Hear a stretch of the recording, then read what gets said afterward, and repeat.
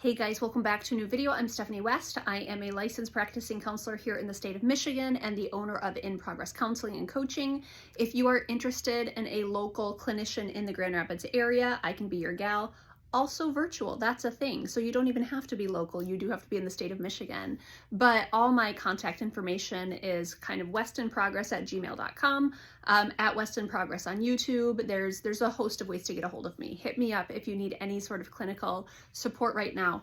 What I'd like to gift to you today is an analogy that I think is really, really helpful in understanding why our brains aren't always working on our behalf. Now, at their core level, they are working on our behalf, but they don't always make the best decisions on our behalf because our brains like expediency. It likes, rapid information. It likes to have a rapid turnaround of problem solving.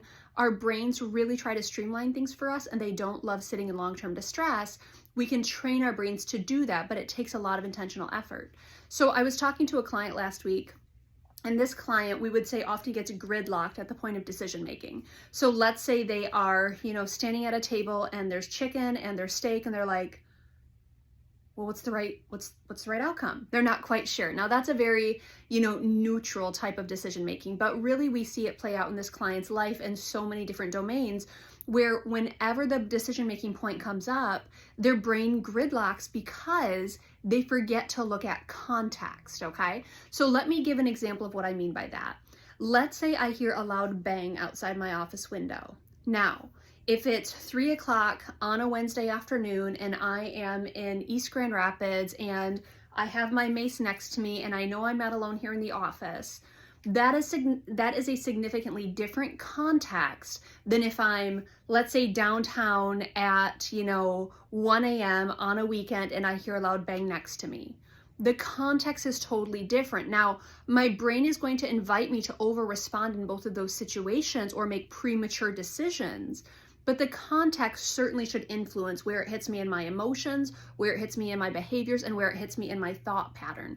And a lot of times we don't take the time to gather more information before we're in our decision-making process. And this is especially true when we have an anxiety-affected brain or when we are in a season of high distress.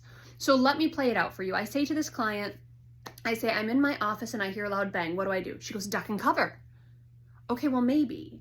But in this context, again, broad daylight on a Wednesday afternoon, I am a capable female. There is no other big sensory input going on that I'm in a season, or I'm in a moment rather, of high volatility, a moment of high unpredictability. So I should probably gather a touch more information. So I can start, I hear this bang, I'm at the computer, I can start by looking over my shoulder. Is my window cracked? Do I see something in the parking lot? Do I possibly hear sirens? Is there more information that can clue me in that something big has happened here? So let's say I look out the window and I see that there's a crack in my window, like a bird flew into it. Okay, not a reason for me to over-respond. Now I can go through the proper procedures to alert the building maintenance person, go check on the bird, that sort of thing. I can do that because now I have more data. That's significantly different than if a car has crashed into the building. Now I'm going to go downstairs with my phone and I'm going to dial 911 and I'm going to say, what can I do in this situation, and try to see what help is needed. Versus if I look out and there is a wreck on the road out here, but I'm 2 buildings removed from it, I can make a courtesy call about it, but now it's a different context. I'm not necessarily supposed to be the first responder in that situation. Versus there was a loud bang coming from across the hall here because they moved a piece of furniture and hit the wall. There's nothing for me to do in that situation. They just need to, have, better pivots and dexterity going on. Context matters so much, but if I'm in such a space of responsiveness, or I would even argue over responsiveness, that the minute I hear a bang, I duck and cover, what I've done is I've taken a response system that's supposed to be a survival system and I've applied it to a non-survival situation, and then I call it reality and let my emotions respond accordingly. And so what we really have to do is we have to accrue more data by looking over our shoulder. Okay, what is that? Is there a threat? Is there not a threat? Now, for some people, their nervous system is so high strung that they can't yet discern, is this safe or is this not safe?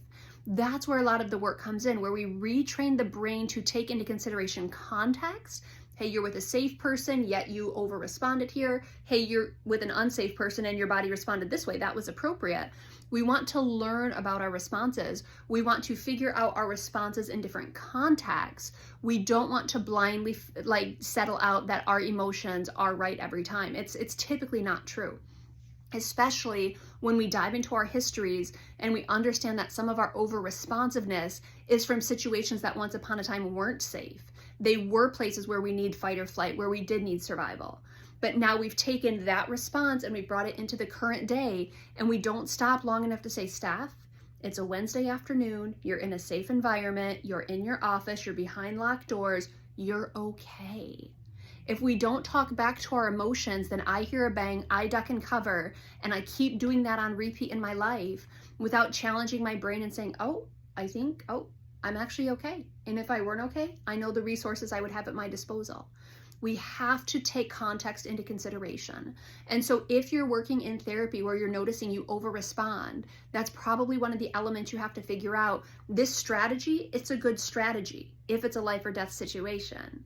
But if I'm in my office in a safe context, or if I'm in a relationship that's a safe context, or if I'm behind the closed doors of my home, maybe my body's over-responding here. Perhaps we have to work on our thought patterns. Perhaps we have to accrue more data, but we don't want to let our emotions and our impulses run the show, especially when the context has changed.